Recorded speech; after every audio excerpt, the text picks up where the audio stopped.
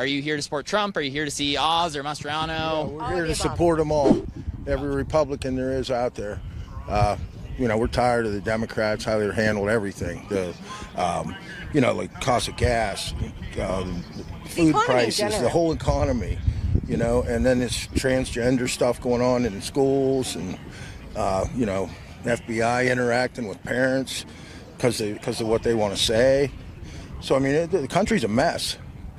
On inflation, I guess, so if the Republicans were to get in, what do you think they'll do to fix it? Well, it's going to be hard. They're going to have to, they have a lot of battles to fight. They have to pass certain laws and stuff. It's going to take a little while. It's not going to happen overnight, for sure. But if we get them in there, at least it's a good start for us. But are they saying anything, to put all the cards on the table too, I'm not a Trump guy, not a Joe Biden guy either. I'm independent. I'm pretty fed up with I don't think anyone's going to get in there and fix anything right now, to be honest with you. What I'm saying is that...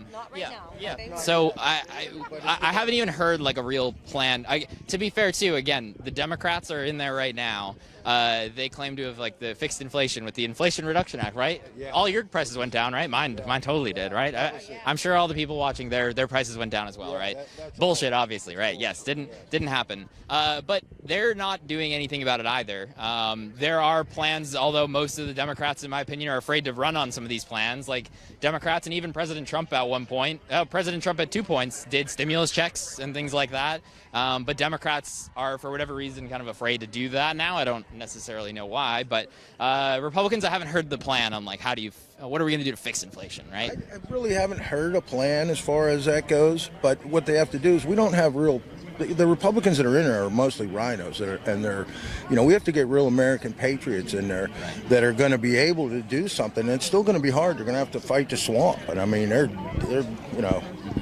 I'm sure that there's a plan in the background that we just don't know about, but I think that they're stronger and are going to do more of the right things than the Democrats just taking our money away and just spending it freely on whatever they damn well please.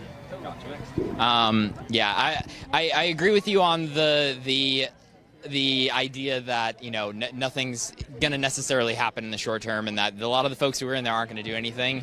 I'm just not convinced that there's a plan in the background. I think in the years that I've lived, whenever there seems to be a plan in the background, there just isn't a plan. And when they put out a plan, half the time they lie about it. So the fact that there's no plan for inflation, which is most people's number one issue, how is no one running on a plan to fix inflation? And I think once they get a good group of people in there that have common sense and can think solidly, there's going to be a plan constructed. And I think it's going to take a little time, but I feel that they're going to work well together.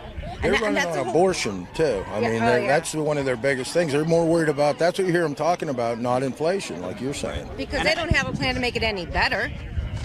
And again, if I'm a Democrat politician, I'm like, okay, here's what I'm going to do. Let's, we're not going to fix the cost of goods overnight. You're just not going to do it.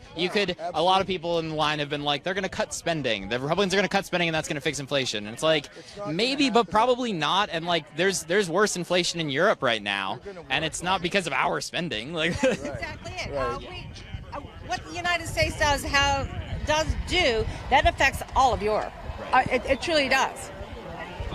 I don't know. We'll see. We'll see if we get a fix there. I guess, what are your thoughts on some of the candidates here so far? In line, there's been a lot of mixed feelings on Dr. Oz. What do you think? I had mixed feelings at first, but after listening to him, and the debate. If you saw the debate the other night, it was a joke. So the debate was made an impact for you. I pretty much had my mind made up before that, but that absolutely solidified it. Yeah, and Fetterman's just radical. I feel bad that listen to that Fetterman's. The commercials are getting to you. Yeah, I guess him. They're cousins. Okay.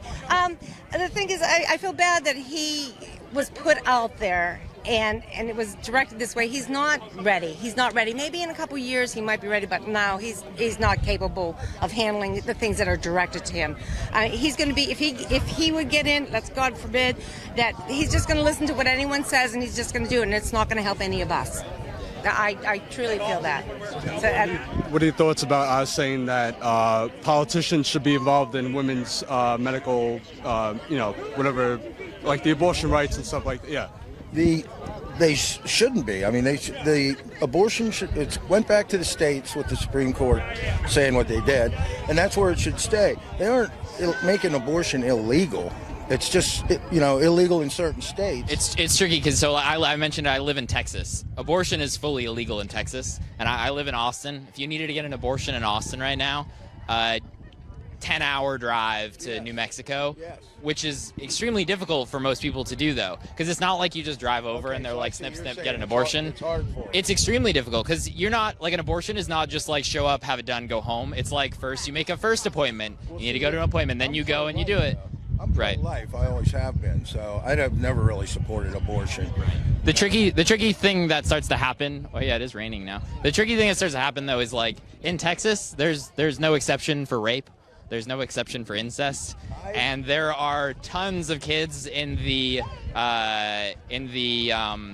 system. I'm blanking on the name of it. Foster care system that are unadopted, just waiting in the system. In Texas, okay, how many immigrants are coming over? And they're the ones that are causing the rape. And it's all, if they would close that border, then you wouldn't have to worry about half of that. Just saying.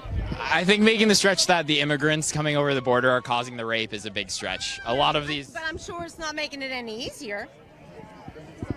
I guess you could say it's not making it easier because there are physically more people there, but to make the assumption, like most of these immigrants are coming over and all they want to do is come to America because they're in a terrible situation where they are, and they're like basically risking their entire life to get to America. Why would they get to America and rape somebody for the heck of it, which would risk them going sent home?